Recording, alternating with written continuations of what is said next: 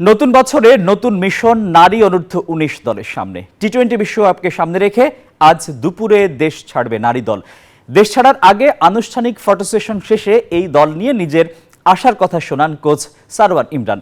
আর অধিনায়ক সুমাইয়া আক্তার এশিয়া কাপের শিরোপা খোয়ানোর আক্ষেপ ঘোচাতে চান এই বৈশ্বিক আসরে।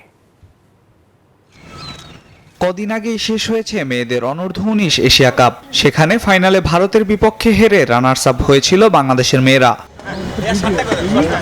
18 জানুয়ারি 16 দল নিয়ে মালয়েশিয়ায় অনুষ্ঠিত হবে অনূর্ধ্ব ১৯ নারী টি-20 বিশ্বকাপের আসর। এই টুর্নামেন্টে ডি গ্রুপে বাংলাদেশের প্রতিপক্ষ অস্ট্রেলিয়া, নেপাল ও স্কটল্যান্ড। টুর্নামেন্টকে সামনে রেখে বুধবার মিরপুর হোম অফ ক্রিকেটে ফটো সেশনে অংশ নেন নারী ক্রিকেটাররা। এশিয়া কাপের মতো বিশ্বকাপেও ভালো কিছু করার প্রত্যাশা অধিনায়কের। আসলে আমাদের টিম আলহামদুলিল্লাহ অনেক ভালো। যদি আমরা আমাদের রোলটা পালন করতে পারি, আমাদের টিম, আমি জানি আমার টিমের স্ট্রং জোন কি, তো আমরা যদি আমাদের স্ট্রং জোন নিয়ে ফাইট করি অবশ্যই ভালো কিছু হবে দিন শেষে। আমাদের যেহেতু আমরা মালয়েশিয়ায় গিয়েছিলাম, তো ওই দিক থেকে আমাদের একটু বেনিফিট দিবে।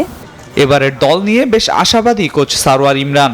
জানান ব্যাটিং, বোলিং ও ফিল্ডিংয়ে বেশ দুর্দান্ত করছে মেয়েরা।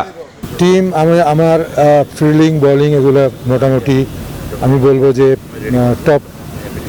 টপ গ্রেডে ধরতে পারেন। ব্যাটিংটা এখনও আমরা ভালো ব্যাটিং করে, কিন্তু এক্সপিরিয়েন্স কম, ম্যাচ খেলার, টি-20 খেলার এক্সপিরিয়েন্স কম। সেই হিসাবে আমি বলবো যে ব্যাটিংটাকে একটু করে রাখছি। তারপরেও আমরা লাস্ট 2 মাস ধরে প্র্যাকটিস করে একটা অবস্থায় টিমকে নিতে পেরেছি। এই টুর্নামেন্টকে সামনে রেখে বাংলাদেশ অনূর্ধ্ব ১৯ দল 2 তারিখ মালয়েশিয়ার উদ্দেশ্যে দেশ ত্যাগ করবে। আল মাহমুদ ফাহিম, নিউজ 24, ঢাকা।